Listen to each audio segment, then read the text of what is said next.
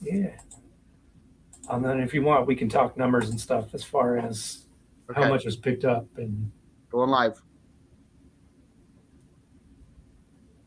You're listening to WKDW Radio 97.5 and KDWRadio.com, broadcasting from the Bishop West Real Estate Mobile Tower right here in Northport, Florida.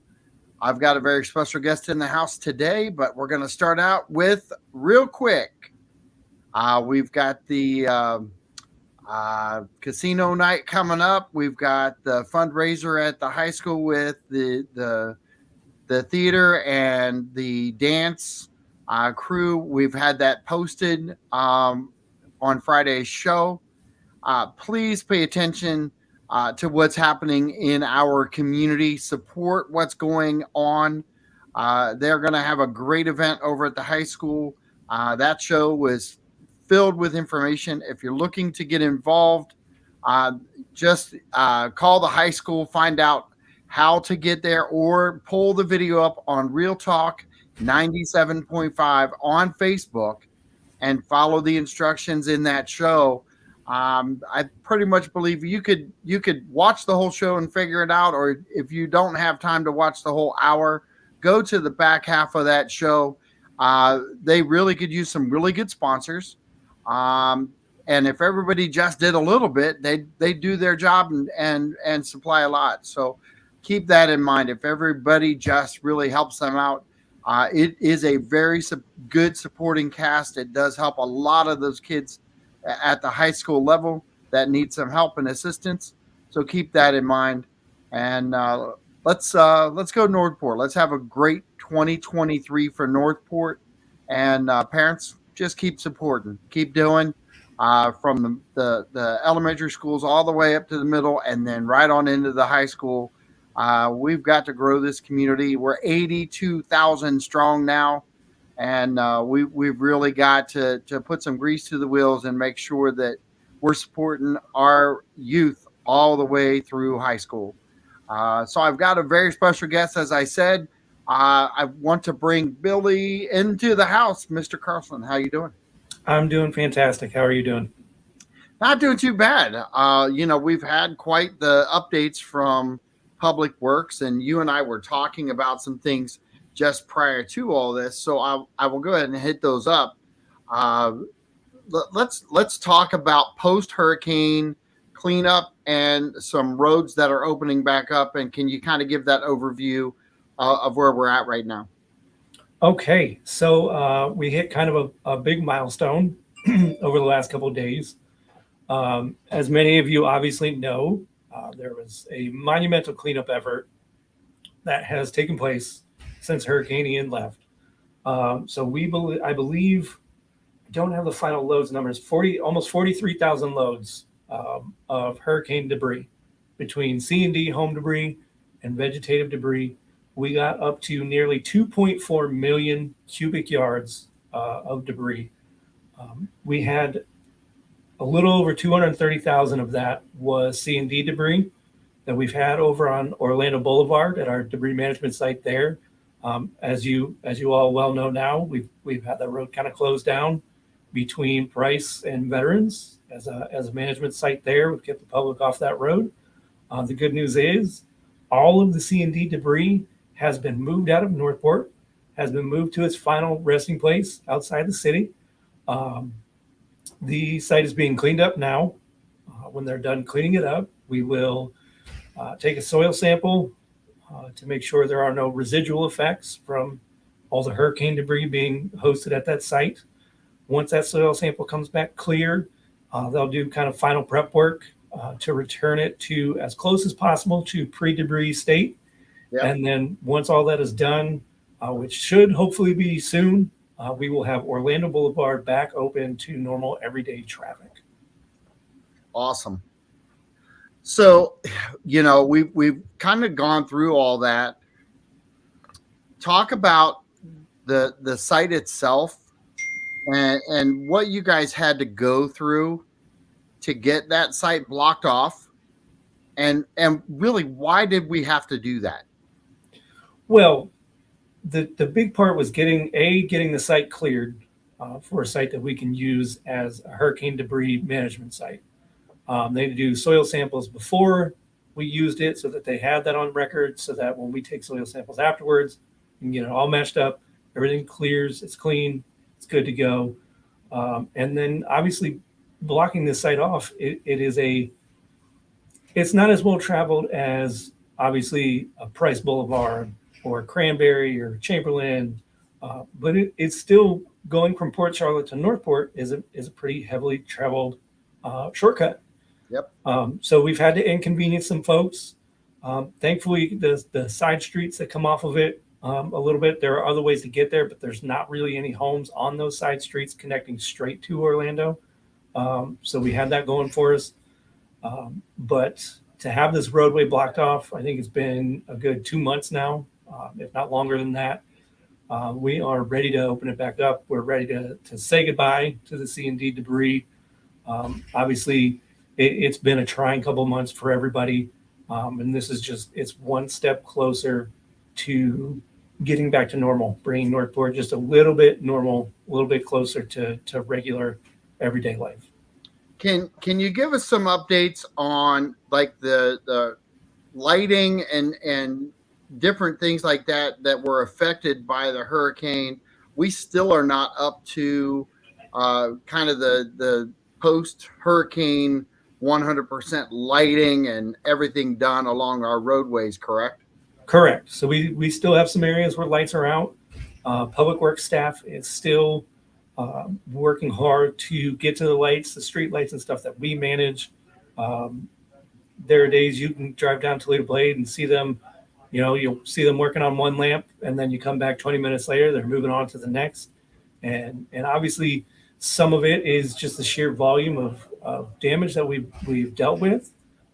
Some of it is supply issues. We're not the only ones in the area who were slammed by a Cat 5 hurricane. So there's a lot of demand for the same supplies that we're using to get these things fixed up. Along those same lines, we've had supply issues getting all the street signs and everything like that in the smaller neighborhoods, the less common streets that we didn't have necessarily backstock on. Obviously roads like Price Boulevard, Chamberlain, Cranberry, Salford, Sumter, big roads like that, Biscayne, we've got some backup on those, obviously before the storm hit. But some of your smaller streets, a Dolore out in the Estates, or Elkram out there in the Estates, some of the roads off of Atwater, the smaller roads off of Cranberry and things like that, we don't necessarily have a lot of backstock on. So it's taken a little bit of time to get some of those back. The stop signs, that's why, immediate post-storm effort was to get the stop signs up. Wasn't necessarily to code. That's why you've seen some that they look like they're 4 feet tall, and others look like they're perfectly normal stop signs. And the emphasis there was, let's get the stop signs back up. Obviously, it's a safety issue, so we wanted to get those back up as quick as possible. And then once we've got them all back up, then go ahead and bring them back up to code. I can tell you on our side, we've got well over 100 work orders for street signs. And I know the effort has been even larger than that. We've been replacing as we see them, as they're reported to us and requested to us. So there still has been a massive effort to this point, and continues to be, after today as well. Let's throw in the North Report app now. Okay. And kind of highlight that and tell people why they should follow that, use it, and end result when you do. Okay, so we've talked about it before on the show, but we've got a lot of staff working hard every day, but that doesn't mean that we're on every street, every back road, things like that. Every day we have eyes in a lot of places, but we don't have eyes everywhere. So we kind of lean on our residents to be that extra set of eyes. Obviously, you live on your street. We may not be on your street any given day, but you're there every day. If you've got an issue, the quickest way to get it resolved is to let us know it's there. So we've got the North Report app. We've got it on the website. I believe it's northportfl.gov/North Report. You can go on there, submit your ticket, submit your location, let us know what's wrong. A lot of them I have seen hundreds on the backside for us come across for street signs and stop signs, and we get them in and we're trying to address them as quickly as we can. But what happens now is you submit it, someone responds, says, "Hey, we've got your request. Here's a work order number." You follow along in the process. If it's taking longer than maybe you felt like it should take, you can always give us a call, Public Works Customer Service. That's at 941-240-8050. Give them the work order that was given to you and just let them know, hey, we're just looking for an update, and we'll be happy to give you an update if we have one. With everything that's been going on, we actually had a really cool event over at STC, which was the update on the city and how everything was going there. Great event put on by the Chamber of Commerce. Can you talk about the relationship that you guys have with the Chamber of Commerce and how that's really worked well with the city during this transition with the hurricane? Absolutely. So I know it's not necessarily my department, but I know one of the big things that we had going for us post-storm was our economic development branch department made a point to reach out to all of our locally owned businesses and all the business owners, to reach out to them and find out, how did you fare? Is there, what can we do to help? What resources do you need? Everything like that. And obviously, being in tune with all those businesses, the Chamber of Commerce is a big help in being able to let us know, this is where we can help. And we want to obviously help all of our local business owners. We want to help the businesses that are here, they're locally owned. We want to help them grow. We want to make sure that they're good to go. It's a mutually beneficial relationship for us and for the local business owners. It helps us grow the city. It helps them grow their businesses.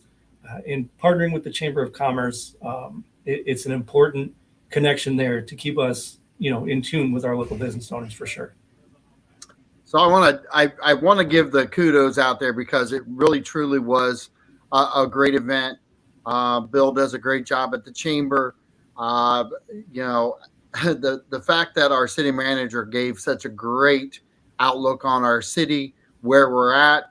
Can you talk a little bit about, and I if you don't have this, then feel free to tell me. I haven't had the interaction, but how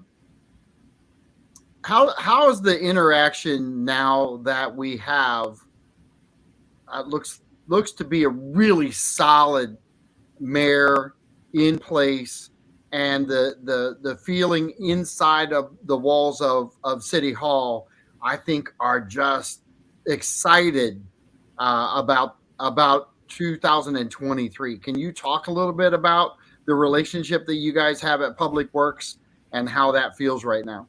Absolutely. I think, it's with the way 2022 ended, it was a little rough, but it's something we're all working hard to make sure that 2023 is the best it can be.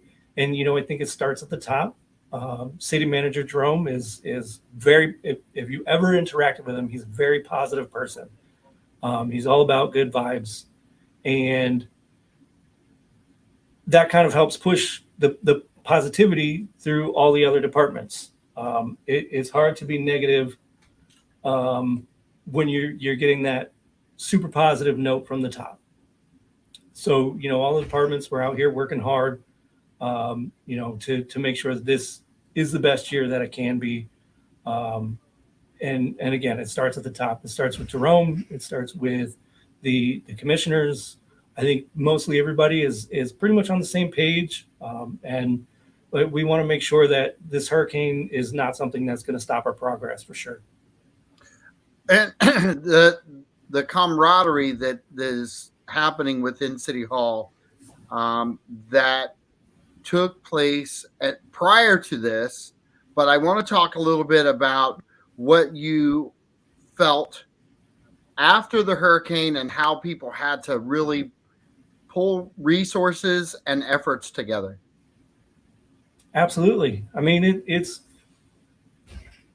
the thing is like we've talked about this before. Most of us that work for the city are residents of Northport, and even the ones that live in Port Charlotte or live in Venice or nearby, towns, we all went through this very serious storm together. So, we all were very understanding of each other. Everybody knows we've all had the same plight. And as we saw after the storm, the best way for us all to build back up is to help each other out, neighbors helping neighbors. And so, in recovering from the storm, departments we're all working together. If especially the big one is Price Boulevard. It's easy to go, hey, Public Works, open the road. It was a lot of utilities work too. Both departments worked pretty well together to make sure that we had, the water lines moved that needed to be moved. We had everything repaired as quickly as we could. And as soon as they had things ready to go, we were ready to go to get the road paved and fixed back up and reopened. So it helps that, again, we've all gone through this thing together. It's not, well, one department had this traumatic event and everybody else just kind of looking on from the sidelines. We were all in this together. We all experienced this together. We all understood what we were facing, the task at hand. And I would say we've all been pretty well on the same page, in our work to recover and build back. I hate to steal, Biden's build back better, but build back even better than we were before and keep the progress going forward. Well, and you look at situations like this when they force great relations to become even stronger and better. Do you think that it's helped you plan for future events at a much greater level than you anticipated before? Sure. I will tell you on a personal level, when we had it on our radar when the storm was coming, we all, okay, here comes another hurricane, all right, when we're ready. Okay. And so, you pack a bag, and I got a couple shirts just in case. I got my sleeping bag or whatever, just in case, but we've been down this road before. Okay. And then for things to obviously go the way they did, every once in a while something comes along like this and it just reminds you how serious it can be. And so next time we're obviously going to be better prepared. And as far as things like price, being able to take into account what we've learned with this storm, we can utilize that when we eventually get to widening Price Boulevard.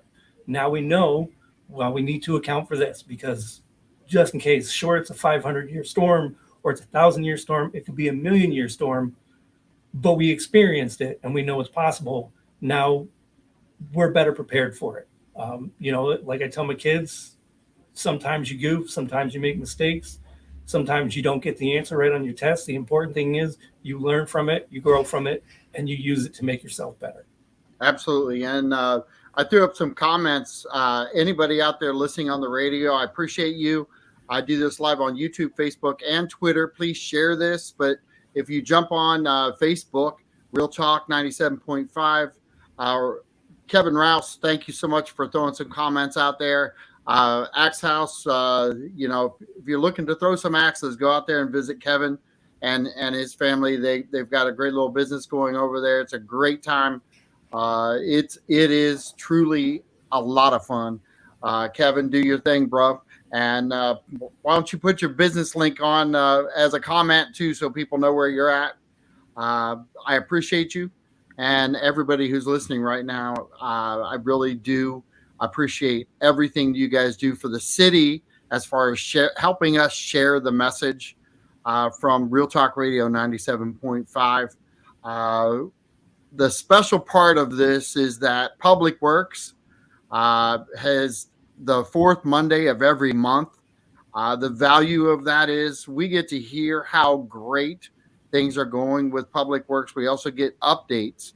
I want to talk about a little hot button right now, Okay. and you know the hot button for me, and it's not ours. How about this one? I'm setting you up nice for this one. Hot Okay. button. How about the roundabout going up in the Fort Welland Park area? I knew it was coming. I knew it I was coming. I figured So, I'd get it out of your way.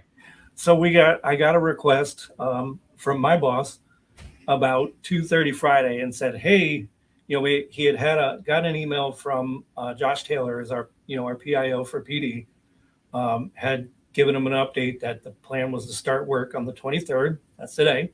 Said, hey, can you get something together and try to get something on social by Sunday to let people know this is happening." And we all know how everybody feels about roundabouts. They're immensely popular with the folks down here. Yep. Obviously, everybody just loves a good roundabout. Whee! And you add in the hot button issue of Welland Park. And I said, all right, I'll get something together as best I Yeah. can. And we Woohoo! posted it. We scheduled it for, I think it was noon yesterday. And I knew there was going to be a little bit of back and forth. But when I pulled up my phone and pulled up Facebook, and it actually just came, naturally into my personal feed from the city Yep. post. It was like 2 hours later, and there's 200 something comments. Like, oh man, I'm sure it's just nothing but healthy debate. I'm sure. So it's actually not a city project. It is not. They are working with FDOT. It is being paid for. This is the biggest thing that we tried to emphasize when we noted that the crews were contracted by the West Villages Improvement District. It is being paid for by the folks at Welland Park, and they're working in conjunction with FDOT. I know there were some people that thought we were taking out a light. The traffic light there by the Brave Stadium is still there. The next light down is still there.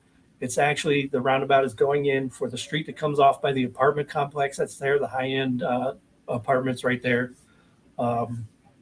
So to give people a heads up, they are shutting down one lane each way.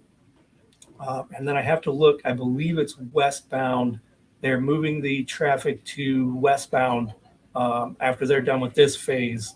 All the traffic will be on one side while they begin working the crossovers on the other. And they tentatively gave us the 30th as the date when they'd start that work, but they also tentatively gave us the 23rd to start this work. And I've seen some residents comment that it hasn't started yet, but sometimes it goes that way. They tell us for sure, oh yeah, we're for sure starting this day, and then something happens. They start a day later, but this week they should be working on that. And those are good updates. That Kevin throws out a couple of stats here, a little bit, or at least some data. Roundabout save lives, and I got to tell you, I'm not a fan of a roundabout for a lot of reasons. I understand why we're doing them. I would probably acknowledge that there's probably some data out there to support the safety issues of a roundabout. I just throw some caution in the wind. Just take your time, Right. Figure it out. Look at what you're getting into, and the worst thing you could do is rush into the middle of that when you don't know exactly where you're going. Right. So make sure you do have a plan of attack and know where you're going before you get in there, and don't make any sharp, quick decisions. If you miss your turn, the nice thing about a loop is it comes back around. So, it's very true. I will say the intersection at Jacaranda, I think it's Jacaranda and Venice Ave, that Yep. roundabout. I personally have not had any issues at that roundabout other than having to wait. I think typically as long as you're patient, you'll get there. I agree. They're a different kind of beast. But there are studies that have shown, and I know they when I was still working at the newspaper, the Charlotte Sun, and laying out stories for the Venice Gondolier and stuff, I know they did a study where yes, accidents were up, but the seriousness of those accidents was way down, and fatalities were way down because instead of you go through the intersection, somebody runs a red light and T-bones you at a high rate of speed, it's very hard to T-bone when everybody's going round. They're more, it's side on side impact or front end on front end, corner impacts, things like that. And I believe that's part of the design idea, is that you're lowering the impact of the actual collisions. You're lowering the idea that, or the possibility of fatalities from those accidents, serious injury from those accidents, serious damage from those accidents. So I personally am not a huge fan of roundabouts. I know there are people who believe in them and they have their reasons. And somebody with the West Villages Improvement District and the Florida Department of Transportation agreed that a roundabout is okay there. And that's, if they've agreed on that, then that's where we're at. Well, and you brought up the fact that it's a state road, so there is some different players involved with that decision making, isn't there? Right. So that is up to the discretion of FDOT, much like our highway interchanges at Toledo Blade and Sumter. It's up to them to be on board with making that change. I'm not sure exactly who it is with the West Villages Improvement District that pitched that idea to FDOT, but it's something they have to sell them on the feasibility of it and the need for it. And if FDOT says, all right, you're good, then they've done their homework. I'm assuming they're not going in blind. Right. And of course we all know what assuming does sometimes, but I'm trusting that they've done their homework and they've determined. But the biggest thing we want to ensure is that people understand this is not coming off the average taxpayer's money. This is being funded by the West Villages Improvement District. And that's a big ordeal. That's huge. So how is the relationship now with Northport West Village area and Public Works? Are you guys finding that the reception is good from that area with cleanup and different things now within Public Works? Absolutely. I believe we've got a good working relationship with them. Our solid waste division obviously still collects from them every Monday. And we work cooperatively with them. As far as, for instance, we had an issue this week where they had a contractor replacing mulch beds and left it by the curbside, and we weren't picking up. And then a few neighbors called and said, "Hey, why didn't this get picked up?"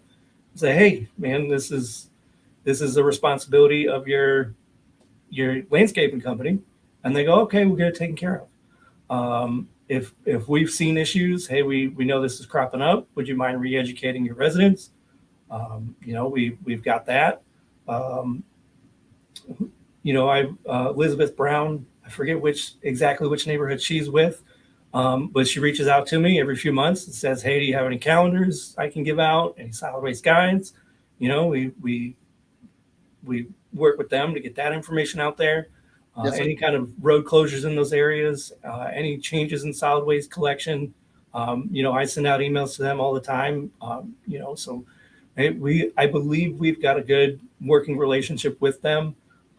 As far as like debris removal and all that stuff, once we had everybody's hold harmless and right of entry agreements signed and notarized and filed away, we were up there. We got it taken care of. So I absolutely think we have a good working relationship with those communities. And that there's something to be said. The more that we have the information flowing to all of Northport and getting updates out there, I had a dinner over at Austin's, the old world, the other day. Mhm. Uh, Good dinner with the family, and ran into somebody who lived in the Welland Park area. And you know, I like to brag a little bit about Public Works because of how much time we've spent together talking about, one, our canals, and two, our street repairs and different apps and things that you guys are utilizing to make our city a great place to drive. Right. Uh, and you know, there are people that want to be part of our community, and there are others who have identified themselves as want to separate themselves and not be part of Northport. Right. Uh, I, I I tend to call BS on those people a lot of times, and I want to understand their point of delivery. Sometimes I can't understand their point of delivery because they're new to the area. They don't understand anything. They've been lied to by a builder on where they live, and they take that to another level. And I get the misleading information there, but it wasn't caused by the city of Northport. But one of the things I threw out was that if that area, and we do have areas of separation within the Northport area, and then going back into the county and then over to Northport again. And so we do have some separation there. I want you to talk a little bit about waste management and what the difference is between their collection in the county for waste and their recycle program, and what the impact is from what we do and how we treat it, and why it's greater for the taxpayer. Well, here's one thing that I feel like we have a tremendous advantage over waste management with solid waste, and that is when you have an issue with your garbage, your recycling, whatever it may be, if you call up Public Works customer service 941-240-8050, and say, hey, they missed my garbage, it didn't get collected, can you please get this taken care of?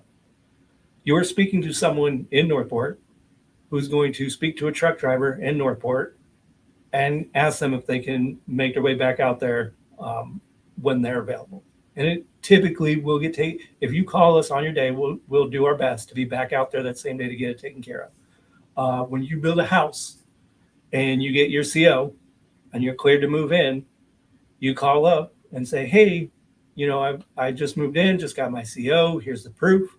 I need my garbage cans. We're out there on your next collection day. Here's your cans.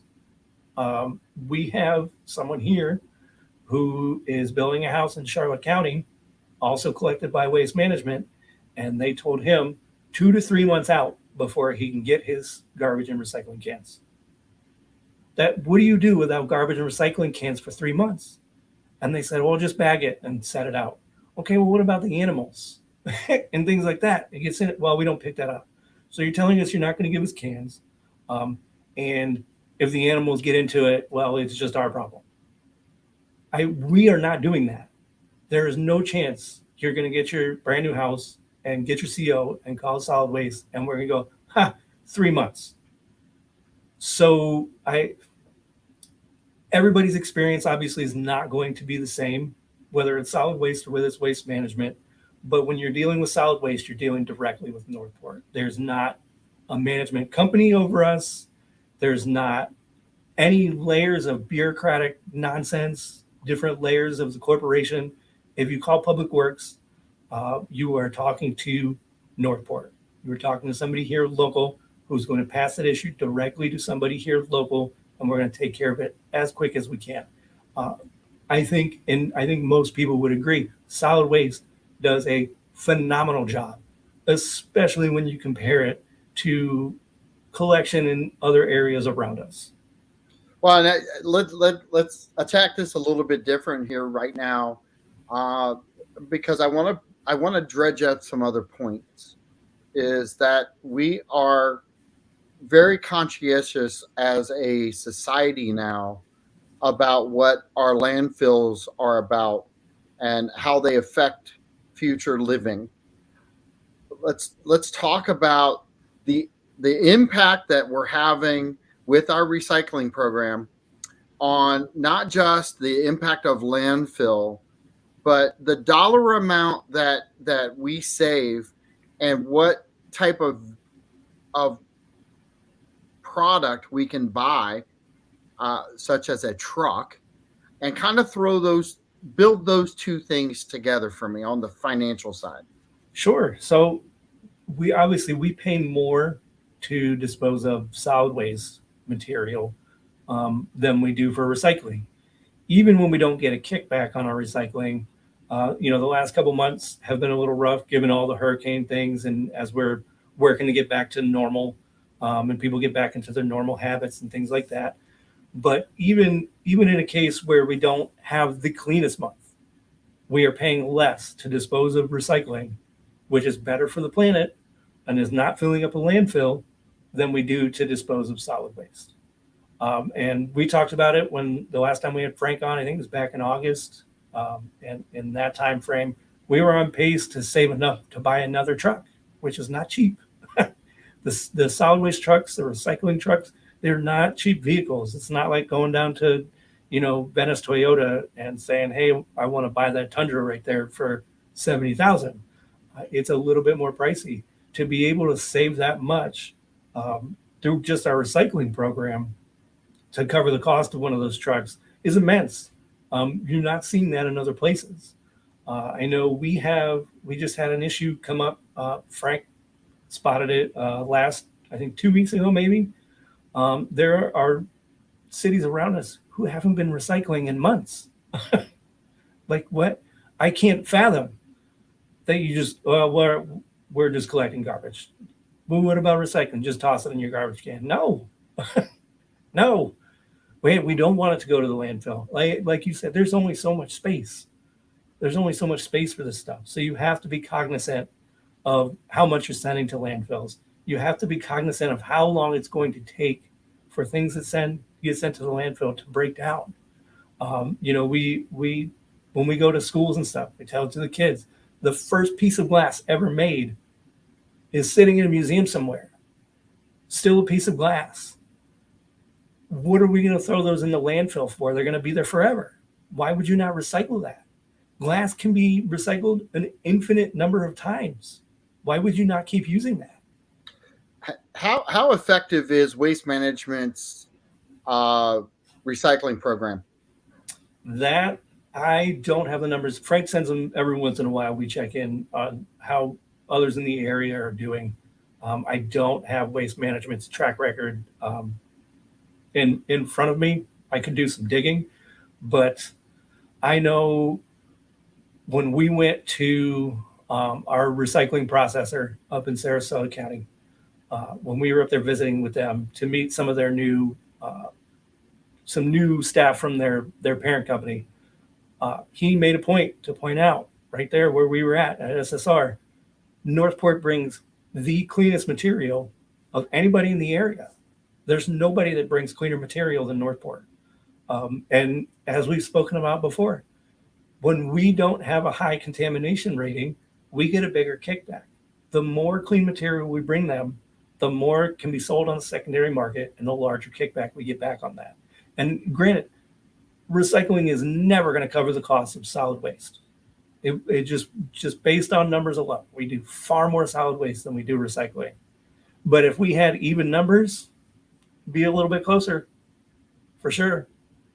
So, and can we talk about that for a minute? Because I find this to be like this chest pumping, pounding, oh my gosh, celebrate moment, because we're all talking about taxes a lot of times, and we're talking about expenditures, and we're finding ways to get this done and change our community, and we're putting ourselves on the map right now with recycling. Okay. And we really are changing a lot up and down the state because we're the leading example. Right. So if we're doing all of these things, do you feel like we're at like the 50% participation margin yet, or do we still have a lot of work to do? I think we still got plenty of work to do. I think Northport in general, our residents do a pretty good job of recycling. And actually, we've got a new one of our truck drivers has converted to a new position, the solid waste planner scheduler. And part of his mission is to go in front of the trucks before they get to their routes and just kind of examine people's recycling, let them know, hey, you're doing a great job, or you could work on this. Just remember this material is not recyclable, that kind of thing. One of the things we take very seriously with it is educating the residents and making sure that they know what is recyclable and what is not recyclable. And I feel like the better educated people are, the more they do recycle. And I think the level of clean material that we've brought just in the year and a half, almost 2 years now that I've been here, the fact that since I've been here, we've had more months in the black than in the red in recycling speaks volumes. And it's not just our work, sorting through the material at our recycling center. A lot of that is our residents. So I feel like obviously we could all recycle more. Anybody could recycle more than they do now, for sure. But I do think in general, our residents do a pretty good job. And the beauty here is we do a pretty good job as a community, and it's really based upon the fact that you guys are really on top of it. We've talked about this in the past shows about getting information out, providing Newcomers Day awareness that way. You're very involved in trying to push information out. One could look at that a different way, and I look at it as an extremely positive. The relationship that you're building out from Public Works is an extremely positive reputation out into our community.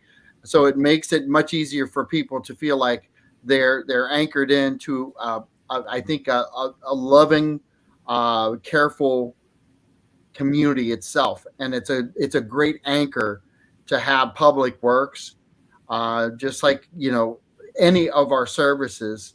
But Public Works it's pretty huge when you think about every facet about what Public Works actually does for our city.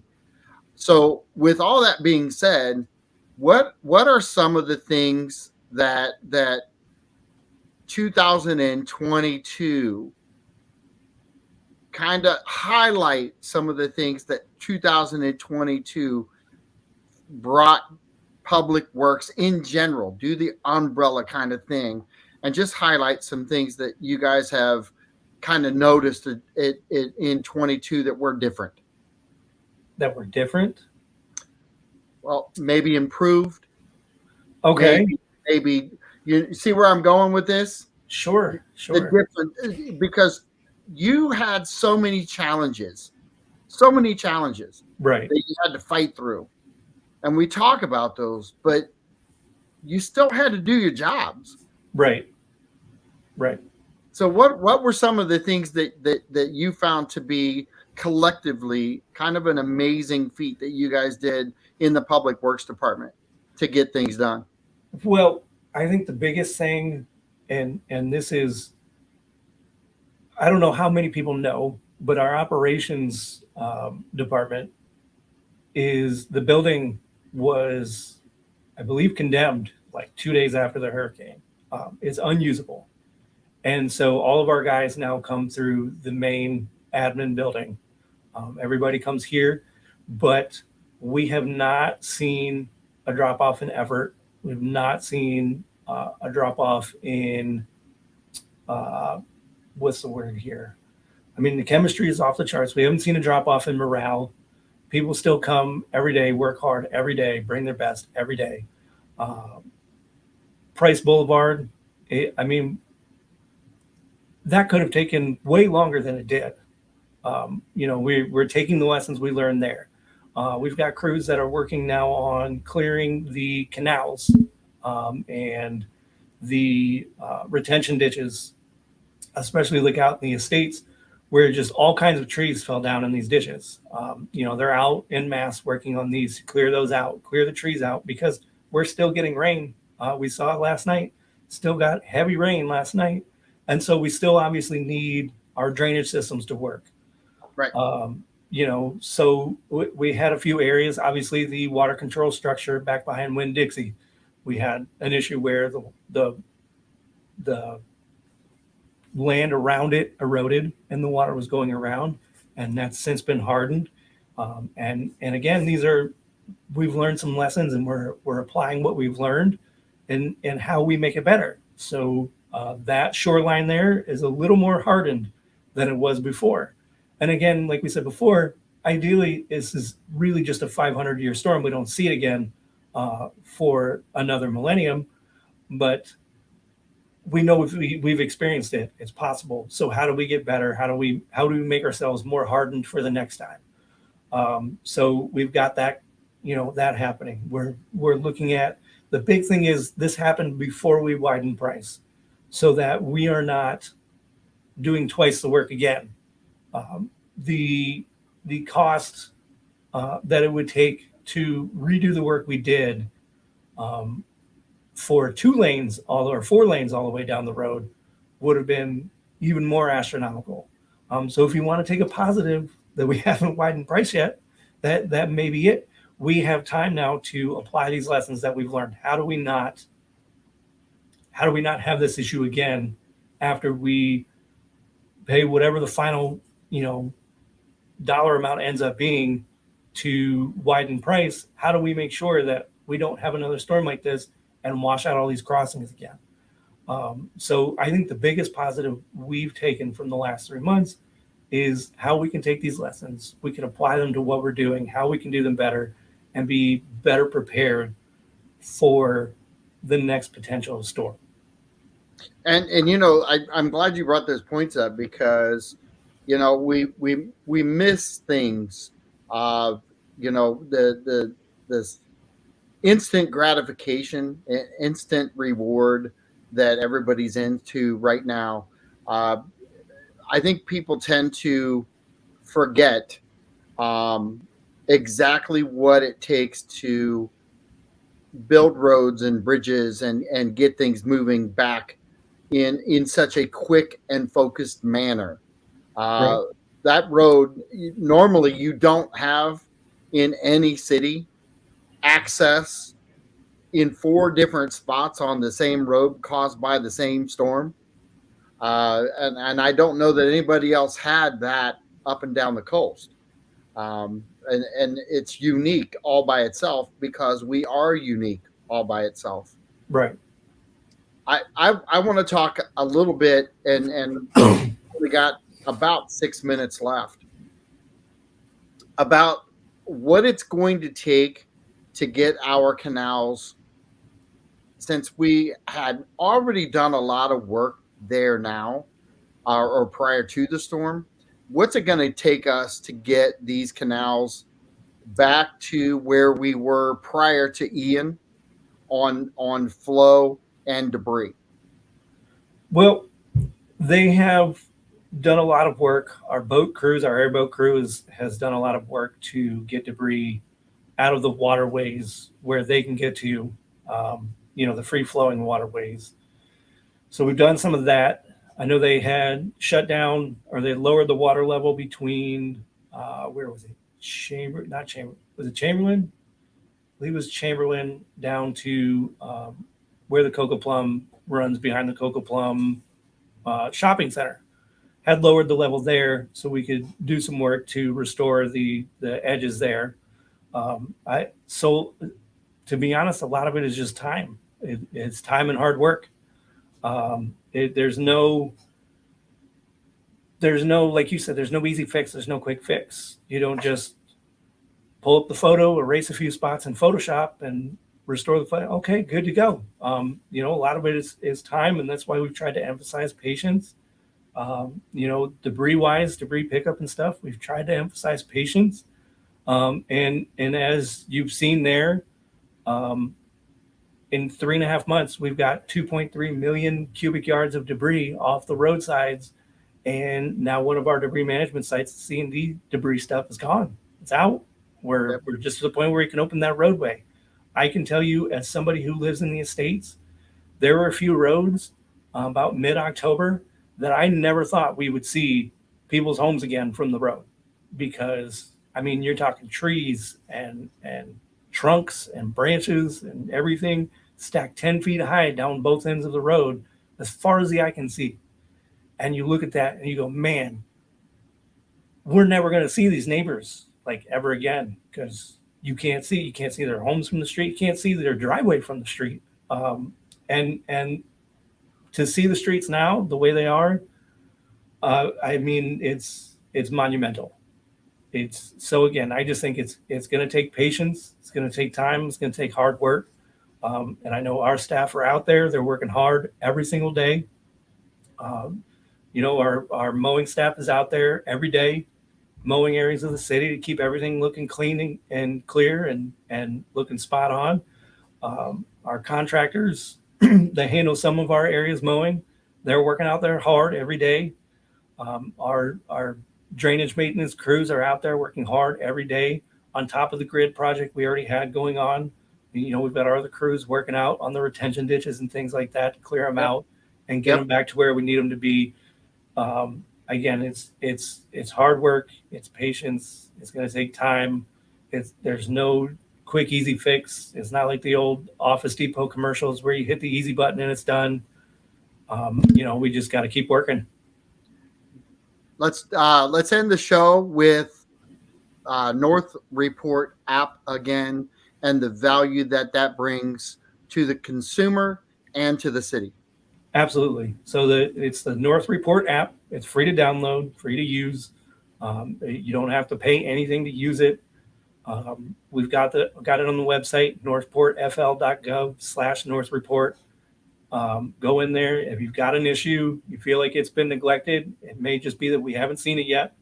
Let us know. Go in, submit your ticket, and it'll get turned into a work order, and we'll keep you updated along the way as things get moved along, and then we'll update you when it's done and fixed. And if it's good to go, you're good to go. If we miss something with it, you can let us know, and we'll take another look. And that's a great way for the consumer, the public, one, to bring awareness to the city, get things moving quickly, get things scheduled quicker if they're not already on the books, but also talk about the update and what that brings to the consumer itself, because I think that's the most valuable part of this. Is you never know if people understand what's happening, but that app really does something cool. Yeah, absolutely. So, I mean, the big thing is it'd be easy to just submit it and then you never hear back. And then, well, maybe they got it, maybe they didn't, or, I don't know what's happening with it. To be able to get an update, here's where it stands, or, hey, we've taken care of this, it's all good to go now, it's invaluable, especially if it's something that, you noticed while you were driving your kids to school, and, you saw it once and you're not sure if it ever got taken care of. And you can find out, yep, we took care of it. This is what we did. It's good to go. It's getting that note of completion can be satisfying. It is. I've done it. I know for a fact. I've taken pictures of road signs and different things. I've gotten feedback right away. One, that they got it, and then two, when it's complete.